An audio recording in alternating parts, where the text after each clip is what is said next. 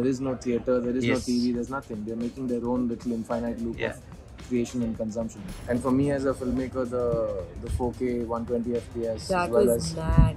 kind of integrating multi-track recording in voice memos, all of those things are taking production software and giving it to the user in a cell phone, right? I've never learned filmmaking. Mm-hmm.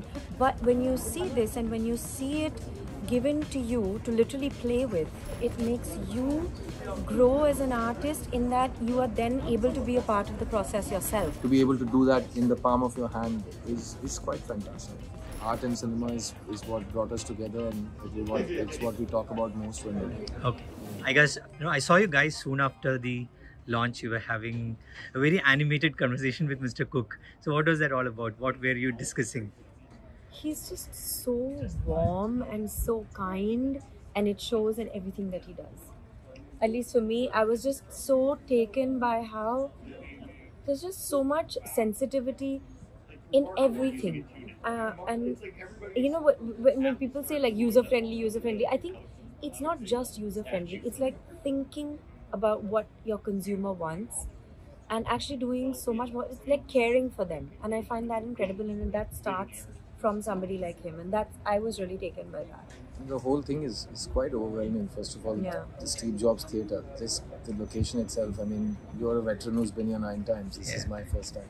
Yeah. So just being there itself the posterity of it is quite overwhelming. And Mr. Cook is a very, like she said, very kind and warm person. What I found amazing about him is that he meets the number of people he's met and the number of people waiting to meet him today. The attentiveness when he's talking to you, because each and every person there kind of is equal to him in his bandwidth. And so in that gap, we spoke about some amazing things like the hearing aid developments in the AirPods Pro, which is all of us have senior citizens in our house. So it's a fantastic step forward. I think it's going to be a huge kind of leap.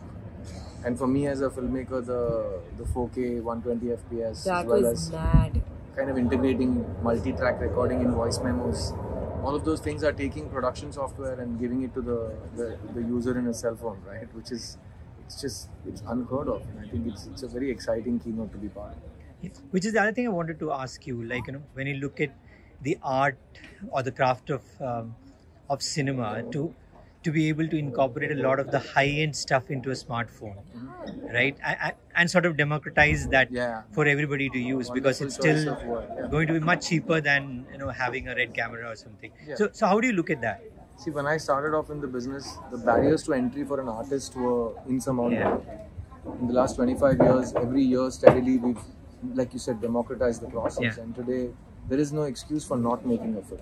Making a good film, bad film is subjective. We'll come to that later. But there's no excuse for someone not to make a film, because all the tools are available to the regular cell phone buying consumer. And I think that's a very special thing for me, because I'm also an independent film producer. So it's amazing when individuals are empowered to create like this, and they have the tools which earlier would take an entire office of people working on, let's say, 10 or 12 workstations. To be able to do that in the palm of your hand is quite fantastic. And even high-end features like audio mixing, or to have sort of look like the ability to bring in a lot of post-processing stuff even before you shoot, right? Like that's. So I also shoot on DSLRs. So for us, anybody who uses DSLRs knows that you can set presets for all of your parameters and then call them on a quick call back and shoot. It gives you a guide for how you want to post-produce, right? To be able to do that and do like multiple LUTs and be able to customize those LUTs on something as simple as a finger movement on the screen and on an X and Y quadrant is a lot of functionality and a lot of flexibility. I think this is it's a generation leap. I think it's going to like I said previously, empower each individual to create. Yes, it's empowering the individual artist, and I find that really incredible. And it's also a learning, because like say for me, for example, I've never learned filmmaking. But when you see this and when you see it given to you to literally play with and to learn, and also I think it makes you grow as an artist in that you are then able to be a part of the process yourself, to be more inclusive in the process of filmmaking and creativity, and what it is that you want to do and how it is that you want to do, because you learn with these functions, and I think that's really incredible. And for us, it's been an extra Yeah. privilege and a pleasure because we've been Apple heads and my entire ecosystem, from music production to film editing to grading to everything involves the Mac ecosystem. Yeah.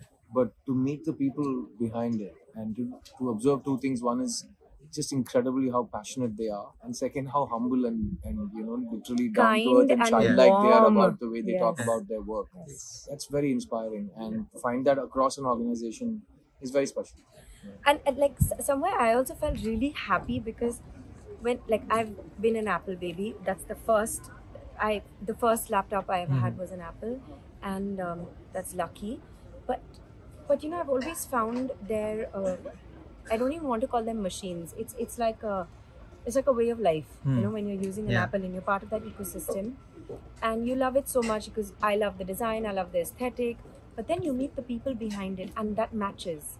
Yeah. It's like, oh my God, I understand why that phone speaks to me, and why it feels like why it feels like a friend to me, and why there is this kind of loyalty that I have towards, because the people themselves, the intention when they come in to make what it is they make is so beautiful, and they feel so much for it themselves that I feel that. And that for me was a really big takeaway. Two takeaway. things. One was to be carbon neutral by 2030, which is something I'm quite passionate about.